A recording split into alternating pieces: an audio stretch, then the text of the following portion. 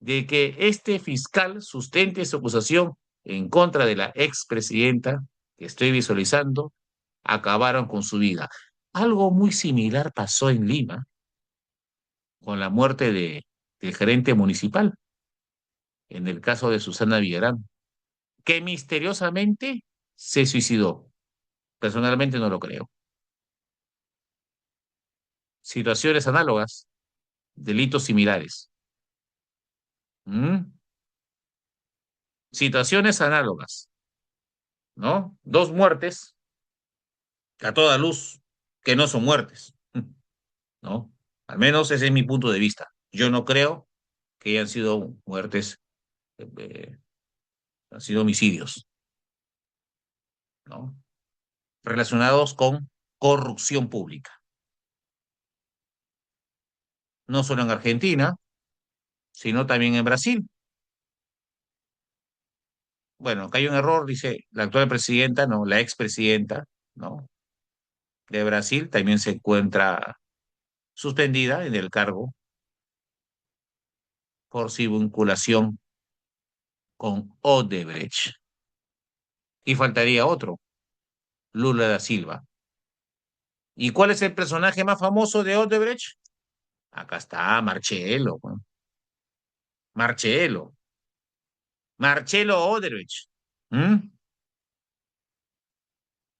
Ya saben, ¿ustedes creen que Marcelo Odebrecht se siente delincuente? Su magnate, un magnate. No se siente delincuente, porque estas personas consideran que la coima, ¿qué cosa es? Es un costo de transacción necesario para el desarrollo de actividades empresariales industriales. Punto. ¿Cómo terminó Marcelo? A ver, miren, señores, miren, pasamos de esta imagen a esta. A ver, al cambio de tres. Uno, dos, tres. Ahí está, Marcelo. ¿Mm? Y ahí hemos hecho un panorama regional sudamericano, norteamericano y sudamericano. ¿Y en el Perú? Y en el Perú también tenemos sendos ejemplos, como dice la diapositiva, solo con fines académicos. A continuación se expondrán algunos casos emblemáticos. O sea, hay cantidad, o sea, la noche nos queda corta. Solo algunos casos que hicieron noticia en los últimos años. ¿Ya? Todo de manera objetiva, como dice la comunicación. Y vamos por el primero,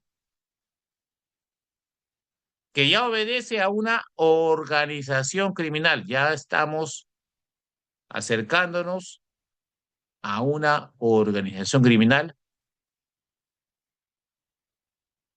¿Qué les parece, señor? ¿Mm? La Red Orellana. ¿Es organización criminal? ¿Sí o no? Vamos. Y después vamos a contrastar con la norma, si es o no es una organización criminal.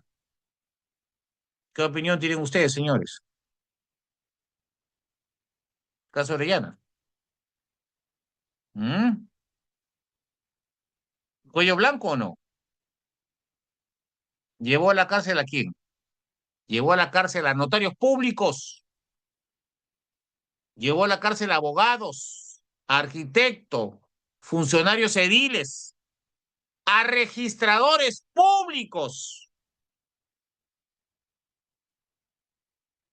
Una red criminal, sin lugar a dudas, señores, con jerarquía. ¿Qué motivaba esta red troyana? La avaricia, señores. La avaricia desmedida. No se organizaron para 2 centavos, como el delincuente común lo utiliza, sino en el fondo había esa avaricia desmedida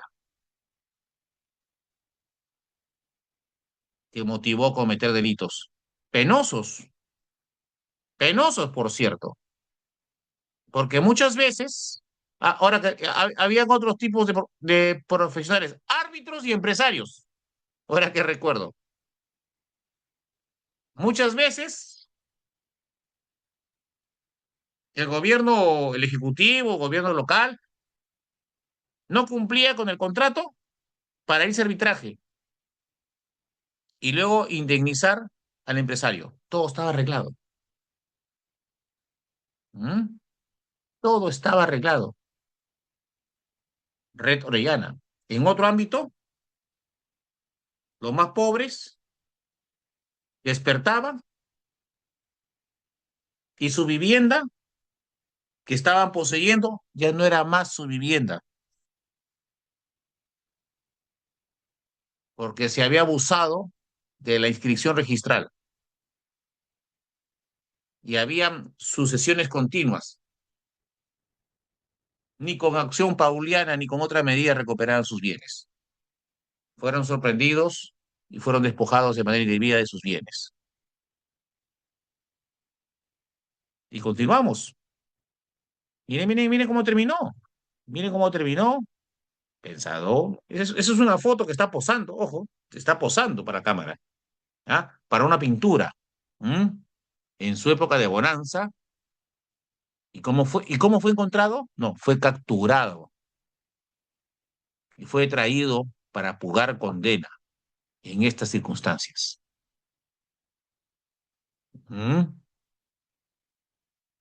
Nos hace entender la avaricia criminalizada, cómo la avaricia corrompe a profesionales, a notarios, a funcionarios públicos. Para ustedes, un señor notario. ¿Qué dije? Un señor notario. Y para eso anoten, doctores, muchos. Doctores, muchos. Señores, muy pocos. Un señor notario me dijo, Cristian, este individuo vino a mi despacho para trabajar conmigo y me entregó un maletín con $1 millón. Y ese es un pequeño adelanto, doctor, me dijo. Me negué, señor notario. Un gran profesional, ético, por cierto, muy pocos. Se negó, y a buena hora, por cierto. ¿Mm? Esa es la forma como envuelven, cómo conquistan. La avaricia. ¿Por qué el fiscal llamó a negociar, a pedir más dinero, más coima? Por la avaricia. ¿Por qué el expresidente llamó? Por la avaricia. ¿Por qué el notario público cayó? Por la avaricia. ¿Por qué el juez cayó? Por la avaricia. ¿Por qué el fiscal coimió? Por la avaricia. Y ya sabemos cómo terminó, ¿no? Una red criminal. Y era una gran organización, porque tenían todos los expertise profesionales. No faltaba ningún expertise. Lo tenían todo. Bueno, sigamos avanzando, ¿no? No quiero hacer una clase sobre esta red criminal. Vamos a otra.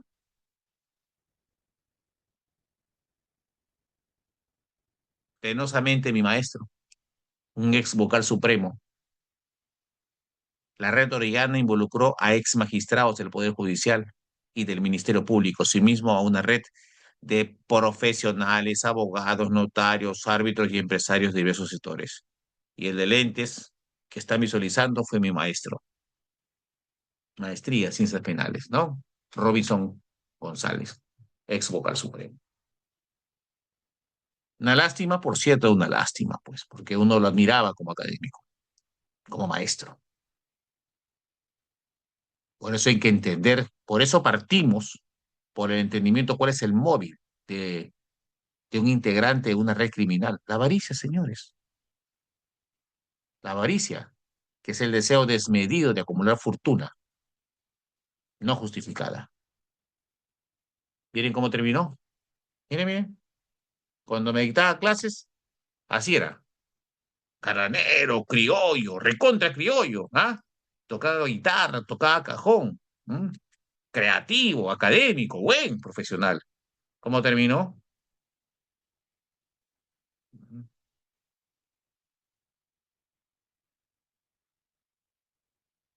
Las imágenes son más fuertes que las palabras que yo puedo utilizar, señores. Para que vean cómo estas personas, integrantes de una red criminal, cómo les pesa una prisión preventiva, una pena privativa de libertad. Pero el delincuente común se encuentra con su barrio, con su batería, se profesionaliza en la cárcel, se ranquea, desarrolla jerarquía.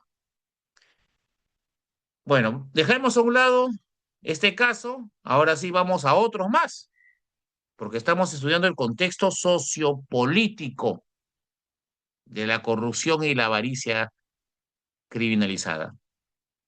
A ver, a ver, a ver, Andrés, a ver si lo ubicas, a ver a todas las señoritas, a ver si no es atractivo este señor, a ver si lo ubican o ya se olvidaron. A ver, ahí dice, lo reconocen, peruano, por cierto, a ver, ¿lo reconocen o no lo reconocen? Que el peruano tiene poca memoria. El peruano tiene poca memoria, por eso el presidente Prado se fue con gran fortuna de oro y cobre para comprar dos acorazados y nunca más volvió, se quedó en Francia. Y sus dos hijos postularon a la presidencia y ganaron, porque el peruano no tiene memoria. Y ahora no reconocen, no saben quién es. ¿Quién es? ¿Mm? ¿No lo saben? Bueno, era de suponer. La historia se repite. Y ahí dice su nombre.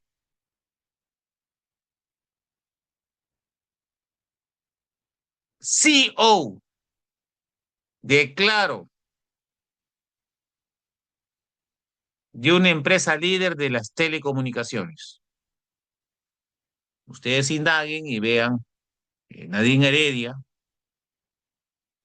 que cogobernaba con el presidente Ollanta Humala, se ve involucrado en ciertas investigaciones por corrupción pública.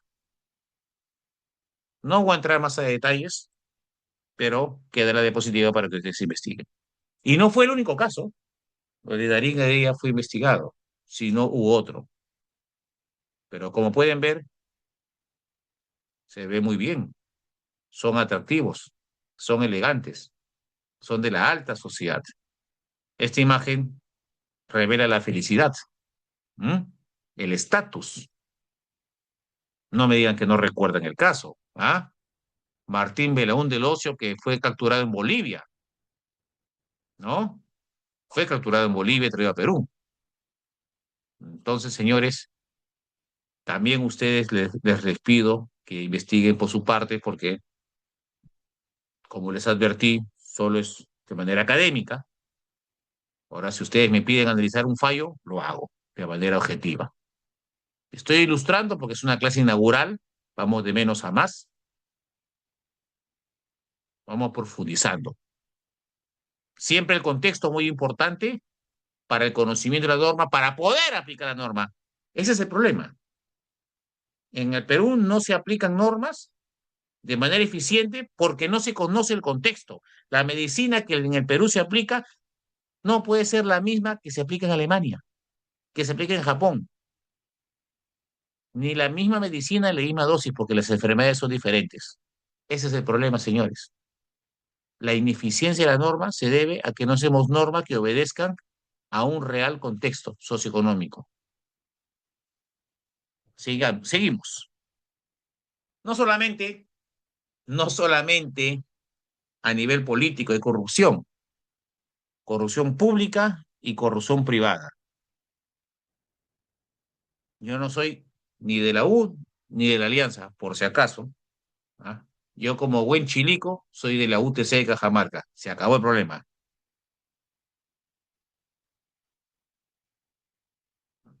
¿Qué dice acá? La jueza Judith Villavicencio, a cargo del 36 Juzgado Penal de Lima, dictó sentencia contra Darcón por los delitos de fraude En la administración de persona jurídica, estafa, falsedad ideológica, justamente la Fiscalía pedía la misma pena. Además, Alarcón tendrá que pagar, acaban señores, 205.000 soles como reparación civil, es lo que yo le dije a usted. ¿Qué le cuesta más? ¿Qué le pen ¿Cómo resociabilizar al delincuente de cuello blanco? ¿Con la cárcel o con una adecuada reparación civil? Con una adecuada reparación civil y más la inhabilitación. Suma que deberá abonar de la siguiente manera: 200.000 a favor de Club Lima y 5.000 para registros públicos, que en realidad no es nada para estas personas. 200.000 soles son acerca de 5 por 4, $50.000. Vale menos que la camioneta que manejan. Seguimos avanzando. ¿Y acá, señores? ¿Qué pasó acá? ¿Mm? ¿Qué pasó acá, señores? Es conocimiento público. El expresidente Ollantumala y su esposa, Nadine Heredia, fueron condenados a 15 años de prisión efectiva por el delito de lavado de activos. Agravado. Ese delito que consiste en blanquear un dinero de procedencia ilícita. Por ejemplo, soy funcionario público, me coimea y esa coima trato de blanquear. Son dos tipos penales diferentes. Puede ser enriquecimiento ilícito y el otro, blanqueo de capitales, de procedencia de un delito precedente propio y un tipo penal de corrupción de funcionarios. El tribunal los halló responsables de recibir aportes ilícitos del gobierno de Venezuela. O sea, lavaron dinero, porque así lo dice un fallo judicial, de un aporte ilícito y de la constructora. ¿De quién? De Odebrecht, para financiar las campañas electorales. O sea, han sido condenados por lavado de activos. Dos campañas, 2006 y 2011. Siguiente. Y acá, este señor que hacíamos mención de manera precedente, dice el expresidente Alejandro Toledo Manrique, cuenta con dos condenas, la primera de 20 años y 6 meses. ¿Ah? Perdón, sí, que fue impuesta en octubre del 2024 por colusión y lavado de activos. ¿Mm? Como que los expresidentes tienen el mismo tipo penal recurrente, ¿no? Lavado de activos. Claro. ¿Qué se lava? Un delito precedente. ¿Cuál es el delito precedente? Delito de corrupción de funcionarios. ¿Qué puede ser? Cohecho. Activo o pasivo depende. Fue impuesta en octubre de 2024 por colusión y lavado de activos vinculados a Odebrecht. Como que la empresa está en todos los gobiernos, ¿no? La segunda de 13 años y 4 meses dictada en septiembre de 2025, hace menos de un año, corresponde al caso de Coteva, también por lavado de activos. Delito precedente de lavado de activos, delito fuente, corrupción de funcionarios. Finalmente, señores, que en paz descanse, el expresidente León García Pérez se enfrentó a graves acusaciones por corrupción y lavado de activos. Delito fuente, corrupción pública, siendo la principal su presunta vinculación con la red de sobornos de la empresa Odebrecht, la baja, por la adjudicación de línea 1 Metro de Lima. Señores, Odebrecht está en todas, ¿no? Está en todas. Bien, señores, teniendo conciencia de la proliferación de este tipo penal de corrupción de funcionarios, que a su vez ha permitido la proliferación de lavado de activos, y justo para la comisión de estos tipos penales de corrupción de funcionarios y lavado de activos, se constituyen organizaciones criminales, porque usted solo no puede lavar activos, ¿no? O Andrés, ¿uno solo puede lavar activos? ¿Es así? No. Requieres constructoras, requieres proyectos de inversión, requieres financiamiento, financieras. Tienes que mover el capital, ¿sí o no? Se requiere de varias personas jurídicas. Se requiere de toda una organización para lavar activos. Una organización para cometer delitos de corrupción de funcionarios y una organización para lavar activos. Entonces, debido a la proliferación del tipo penal de corrupción de funcionarios y debido a la proliferación del tipo penal de lavado de activos, que es un delito autónomo, se tomaron medidas hace 10 años, mediana data, muy importantes, que modificaron de manera favorable para la sociedad la forma de cómo se combate los delitos de crimen organizado. Y me refiero a dos decretos legislativos. Decreto legislativo 1243 de octubre de 16, rotulado decreto legislativo que modifica el Código Penal y el Código de Ejecución Penal a fin de establecer y ampliar el plazo de duración de la pena de inhabilitación principal. Que dije hace un momento, señores, ¿qué le cuesta más a un cuello blanco que pertenece a una red criminal, a una organización criminal? ¿Qué le pesa más? O sea, ¿cómo resociabilizas? ¿Metiéndolo a la cárcel? No, señores, inhabilitándolo para que no vuelva a ser juez, para que no vuelva a ser fiscal, para que no vuelva a ser alcalde, para que no vuelva a ser ministro, para que no vuelva a ser congresista, inhabilitas para que no vuelva a ejercer esa profesión, esa empresa que le permitió ser corrupto, que le permitió lavar activos. Dice, ampliar el plazo de duración de la pena de inhabilitación principal e incorporar la inhabilitación perpetua. Y cuando hablamos perpetua, hablamos ¿de qué cosa? Muerte civil, para toda la vida. Perpetua para los delitos cometidos contra la administración pública y crea el registro único de condenados inhabilitados. A continuación, señores, vamos a ver, entiéndase que este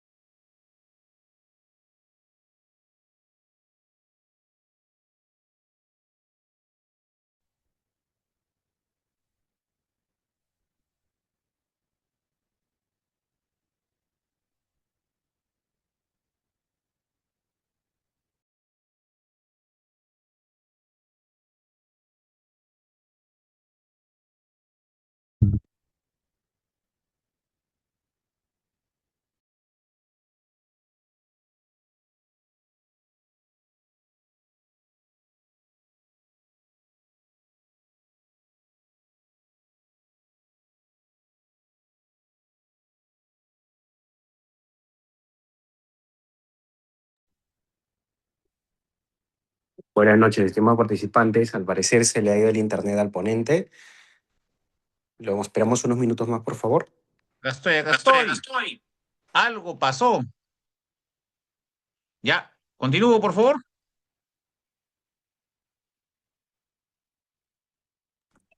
Sí, doctor Cristian, por favor. Perdí señal, por favor, que hay bastante que hacer, ¿sí? Bien, disculpen, perdí conectividad, pero subsanamos en este momento. Bien, es así que las inhabilitaciones prescritas a ejercer función pública consistían en un periodo no menor de 5 años con un límite de 20 años para los delitos de concusión, cobro indebido, colusión, peculado, malversación, cohecho pasivo, corrupción pasiva, de auxiliares jurisdiccionales, cohecho activo, negociación incompatible o aprovechamiento del cargo, tráfico de influencias e enriquecimiento ilícito. Y por último, este dispositivo normativo, el decreto legislativo 137, denominado Decreto Legislativo que modifica el Código Procesal Penal para dotar de medidas de eficacia a la persecución y sanción de los delitos de corrupción de funcionarios y criminalidad organizada, de fecha 29 de diciembre de 2016, introduce cambios significativos en la lucha contra el crimen organizado. Y los cambios son los siguientes, señores. Y por cierto, potentes y efectivos. Prisión preventiva. Señores, gracias a este dispositivo normativo, el juez podía imponer prisión preventiva o puede imponer 36 meses en casos de corrupción de funcionarios, procesos complejos, que antes no duraban más de 18 meses. Compréndase que 18 meses para casos complejos de lavado de activos, de corrupción de funcionarios, era insuficiente.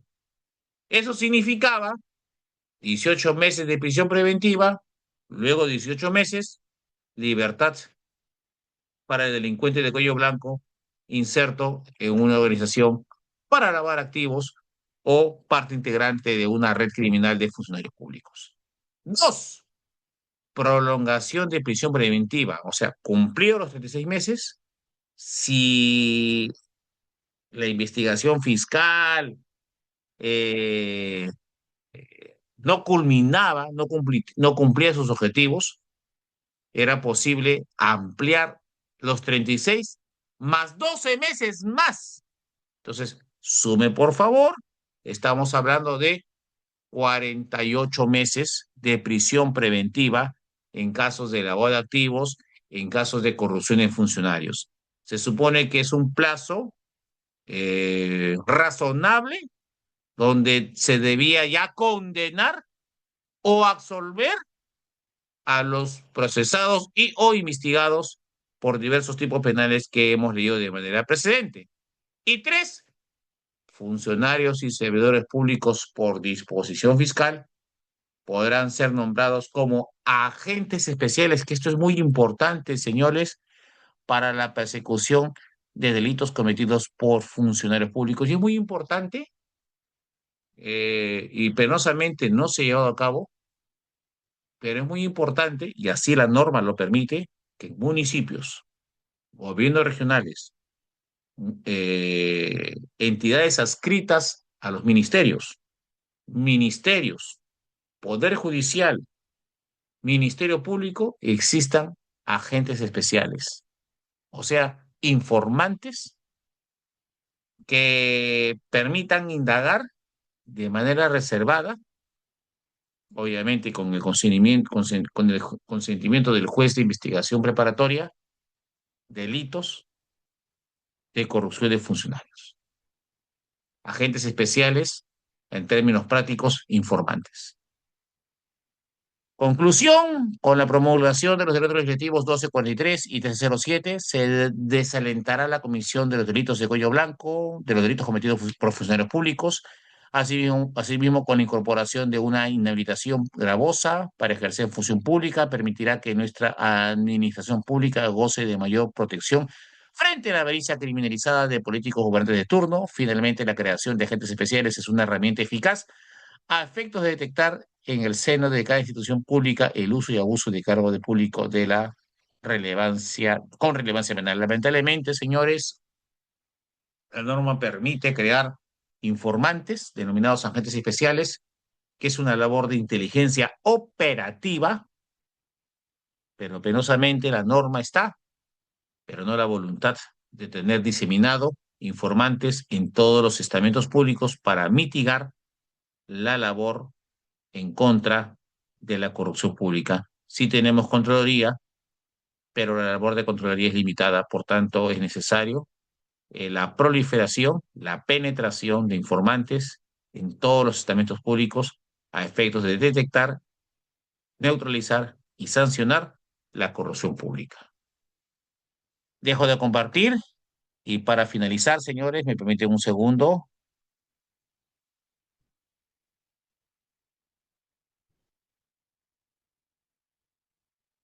Vamos a desarrollar, señores, eh, en qué consiste una organización criminal. ¿Qué es una organización criminal? Todos tenemos ideas de lo que es una organización. Para eso podemos decir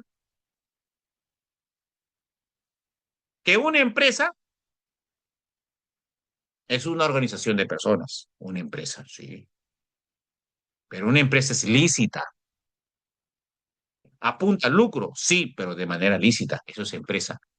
Y todo lo que no es lícito, todo lo que no es lícito, pero que obedece a una organización de empresas, perdón, a una organización de personas, no es empresa. De manera que empresa involucra a organización de personas con fin ilícito. Y todo lo que no es lícito, que no es empresa, ¿qué cosa será? Organización criminal. De manera que, de manera antagónica, la organización criminal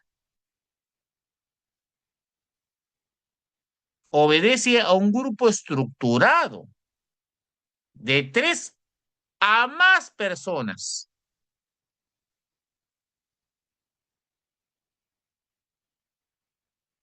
que operan de manera permanente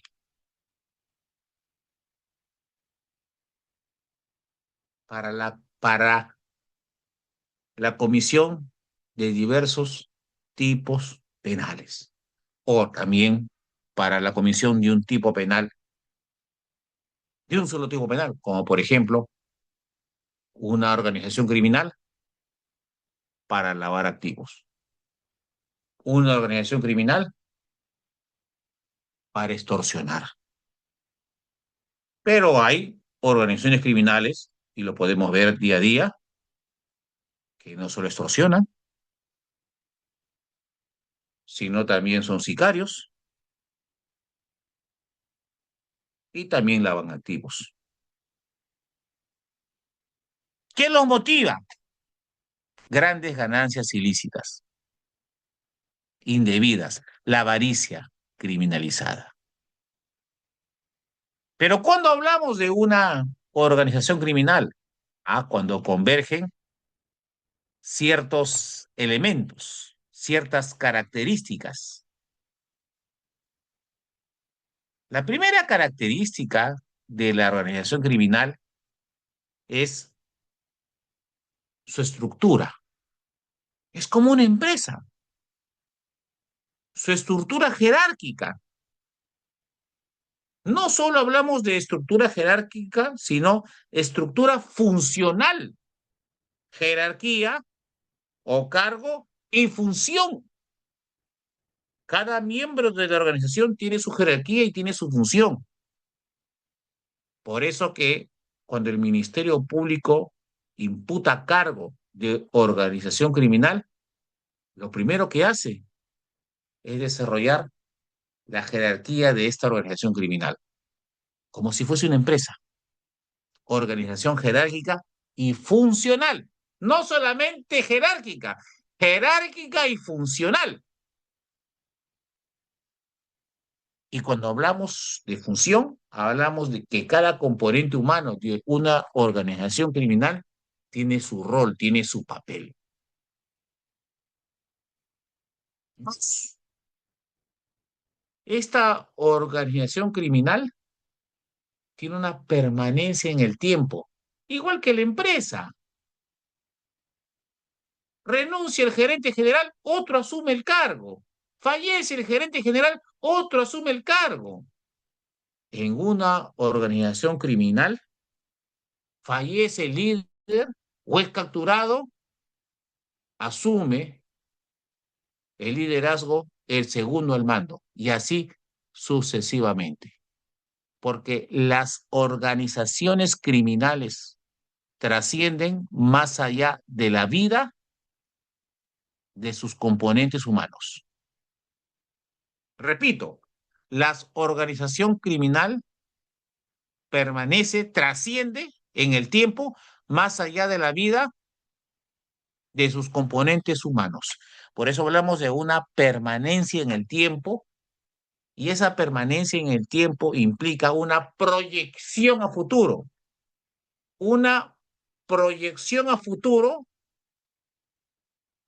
de una indebida sostenibilidad producto de la comisión de diversos delitos. Diversos delitos. Y es muy importante, señores, otra característica muy importante, señores, es que estas organizaciones criminales tienen su forma de autofinanciamiento y uso de la tecnología. Estas organizaciones criminales o son financiadas o tienen su mecanismo de autofinanciamiento. Organizaciones criminales pueden ofrecer servicios de sicariato para autofinanciarse. Organizaciones criminales pueden ofrecer servicios de secuestro para autofinanciarse. Entonces es muy importante eh, el- la sostenibilidad económica de estas organizaciones criminales. En definitiva, señores, imagínense ustedes una red criminal dedicada a la elaboración de droga. ¿A quién contrata? A profesionales. ¿A quiénes? A los mejores químicos farmacéuticos. ¿Para qué? Para darle una imagen diferente a la cocaína y que ésta se convierta líquida, por ejemplo, incolora, por ejemplo, incolora, por ejemplo, y sea camuflada. Son profesionales que reciben un salario, puede ser semanal, mensual, pero no podemos decir que están ejerciendo profesión. Por el contrario, tienen conocimiento y son financiados. Su conocimiento es financiado para cometer un delito porque esa es la razón de ser eh, de esta red criminal. Por tanto, otro componente muy importante de una organización criminal es el lucro económico, pero como a diferencia de la empresa, este lucro económico es indebido. Esta red criminal, o todas las redes criminales, están siempre relacionadas, señores, con la corrupción pública, con el poder político y con el poder jurisdiccional. Para terminar, señores, la ley 30.077, denominado Ley contra el Crimen Organizado, que en las próximas clases vamos a estudiar a mayor profundidad, y la verdad que se han quedado en el tintero un montón de normas, e incluso vamos a estudiar las normas pro crimen, por qué son pro crimen, si verdaderamente son pro crimen, con la propuesta respectiva de enmienda. Esta ley contra el crimen organizado, señores, en su artículo 2 desarrolla la siguiente definición para que el Ministerio Público lo utilice y pueda imputar el delito de crimen organizado. Primero, para efectos de la presente ley, se considera organización criminal a cualquier agrupación de acción, vamos a ver, agrupación de tres, un segundito, agrupación de tres o más personas que se reparten diversas tareas y funciones. Organización jerárquica, pero también funcional, cualquiera sea su estructura y ámbito de acción, que con carácter estable o por tiempo indefinido se crea, existe o funciona inequívoca y directamente de manera concentrada y coordinada, con la finalidad de cometer uno o más delitos graves. Ah, es que no son cualquier tipo de delito, no, son delitos graves señalados en el artículo ley de la presente ley. La intervención de los integrantes de una organización criminal, personas vinculadas a ella, o que actúan por encargo de la misma, puede ser temporal, ocasional o aislada, debiendo orientarse a la consecución de los objetivos de la organización criminal. ¿Cuáles son los delitos que comete una organización criminal? A continuación leeré el contenido de la norma 3 de la presente ley. Homicidio calificado, asesinato, señores. Secuestro, trata de personas, violación del secreto de las comunicaciones, delitos contra el patrimonio, como estafa, señores, la pornografía infantil tan reprochable, extorsión, el tipo penal de moda, la usurpación agravada, señores, delitos informáticos que acreditan el avance de la criminalidad en cuanto a su desarrollo cognitivo, científico, delitos contra la propiedad intelectual, delitos económicos, monetarios, tráfico ilícito de armas, delitos contra la salud pública, señores, tráfico ilícito de drogas, narcotráfico, tráfico de personas, y tráfico ilícito de inmigrantes, delitos medioambientales, marcaje, reglaje o seguimiento indebido, genocidio, delitos contra la administración pública o corrupción de funcionarios, delito de falsificación de documentos y, señores, en el número 22, brillando una vez más de manera tristemente célebre, el delito de lavado de activos. Kenneth, muy agradecido, hemos llegado a la hora de terminar la clase. Sí han quedado varios temas por depositar, por desarrollar. Yo también remití otro segundo paquete de normas pro crimen que han sido promulgadas lamentablemente por el Congreso y que favorecen al crimen organizado, que sería muy importante desarrollar la próxima clase, por favor. Quedo con vuestra venia.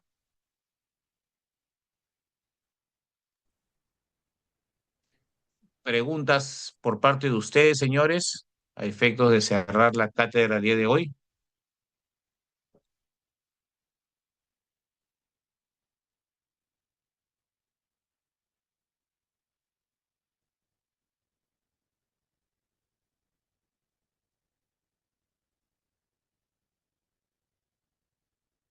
Permítame un segundo, por favor.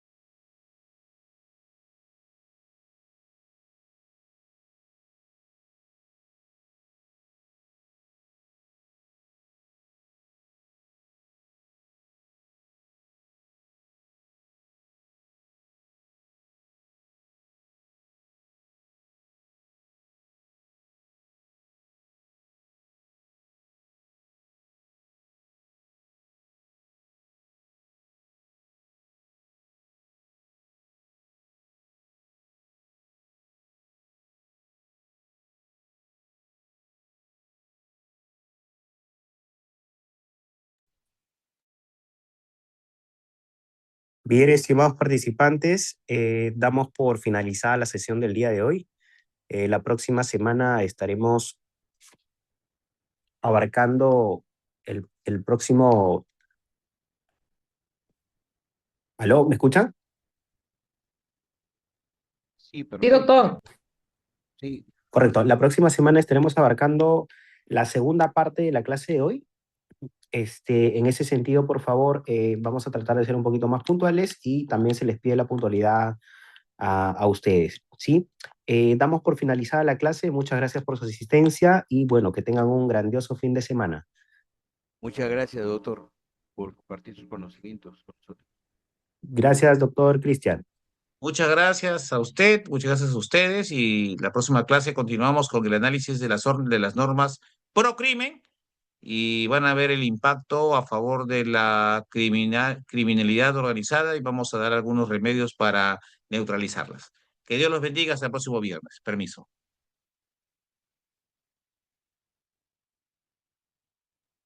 Gracias Muchas por gracias, las doctor. palabras, Casas. Gracias, muchas gracias. Gracias, muchas gracias. Siempre contribuyendo con mucho cariño. Permiso, gracias.